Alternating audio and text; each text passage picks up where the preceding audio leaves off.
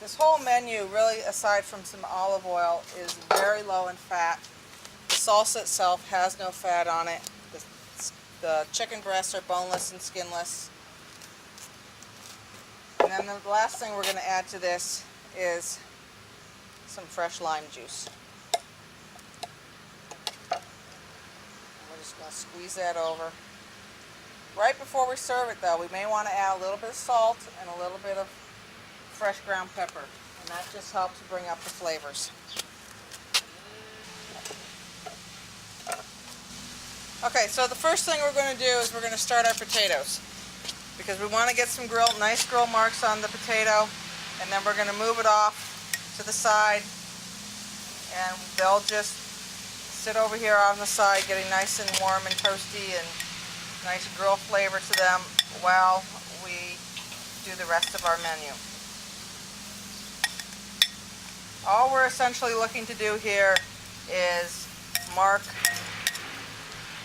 the potatoes on the grill, and then we're going to treat this whole thing as if it were an oven.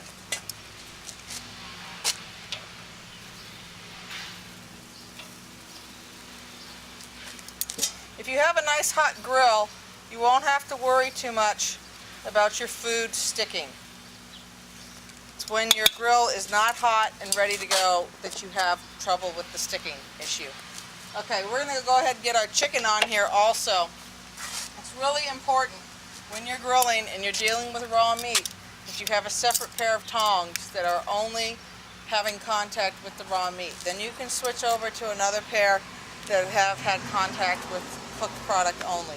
The reason being is that you don't want to transfer any raw juices or germs over to your cooked food. So we're going to go ahead, and I'm only going to do a couple of these at a time just because I want to wait and get my potatoes off. And we're going to start with a couple of the chicken breasts down there right over the coals.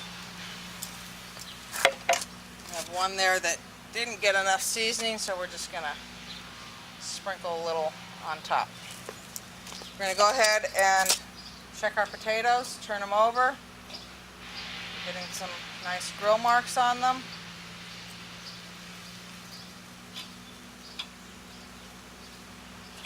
Big thing with grilling is rotating your food. And again, I can't emphasize enough, and I say it over and over again, you gotta have that area where there's no flame. Same thing with the gas grill. If you're doing this on the gas grill, what I suggest for people to do, now the gas grill I have has 3 flame bars on it, so I have 3 controls. Typically what I will do is I'll have my meat in the center with that one off, and I'll have the front and the back ones on low to medium, and that's after I've had it on high to grill everything, mark it up, and then when I put the lid on, I'll shut one of the burners off and keep the other ones on a low temperature, and that'll give you even, consistent heat, allow you to finish cooking your food without having to worry about lots of flare-ups or burning or anything else. So I'm going to go ahead and move these over here, turn those back over.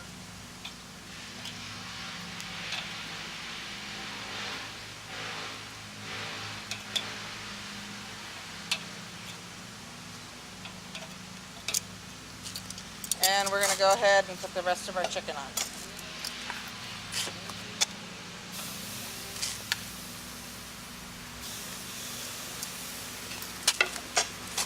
Now, because this is going to touch the raw chicken, I can still use these tongs. And what I want to do is I kind of want to just give these a little bit of like a quarter turn or so. And that's what helps get those nice grill marks that you see in the restaurants.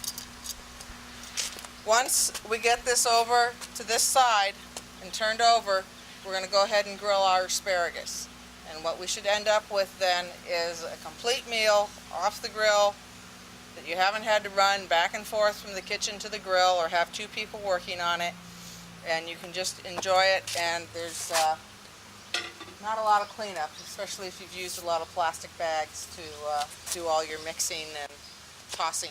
Alright, we're going to go ahead now and move our chicken over here to the side of the grill that doesn't have any heat under it, and we're going to start our asparagus. And by the time all this is done, you should have your complete meal. Alright, here's our asparagus. Now obviously you need to go the opposite direction of the grill grates.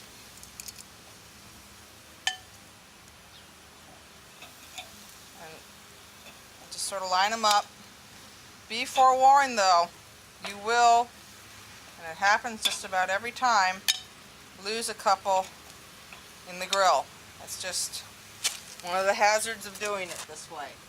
But what I just tell people to do is to use a few extra asparagus so that you don't end up short for your menu. Okay, so once your asparagus is on the grill, we're just going to sort of move it around, roll it a little bit over the flames to sort of get it started. And again, we're going to go over to this spot where there's no heat. We're just going to pile it all up here, and then we're going to put the lid on, and we're going to let it go on there again for about 5-6 minutes until everything is nicely cooked. You don't want to overcook your asparagus.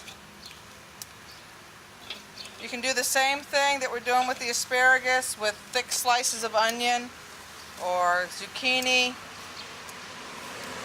red peppers. There, see, I almost lost one. Let's put all this over here. And then we're going to go ahead and put our lid on.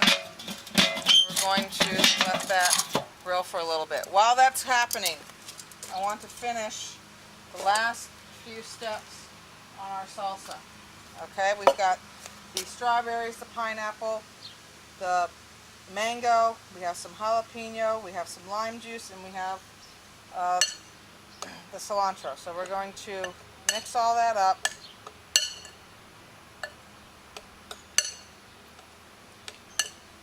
And we're actually going to put just a little bit of salt on there because that really helps bring out the flavor. And just a little bit of pepper. And in a few minutes, I'm going to have you join me in the house, and we're going to take a look at everything that we've done today, and we're going to talk a little bit about your plate presentation, because if you go to all this work, you want to have it look nice on your plate when you're done. So now you get to enjoy, as well as everyone else, the fruits of your labor. We have our pizza appetizer, the pizza margarita, on the grill. Just remember, the other thing is that you can make the dough ahead of time. You can actually, if you're working on a gas grill particularly, because it is easier to shut on and off than a charcoal grill, you can actually pre-cook the pizza dough and get it to that stage before you put all the toppings on, so you can have several of those made ahead of time, so that if you are doing this for company, then when they come you can have a whole array of your favorite toppings that you can put on and do them right on the grill. And you just have to reheat the crust and put the topping there, and again, probably 5-6 minutes on the grill and you're ready to go. Our main course, which we have right here, we have the grilled breast of chicken with the tropical fruit salsa. We have our grilled asparagus with the balsamic vinegar and olive oil, and we have our grilled garlic and rosemary potatoes.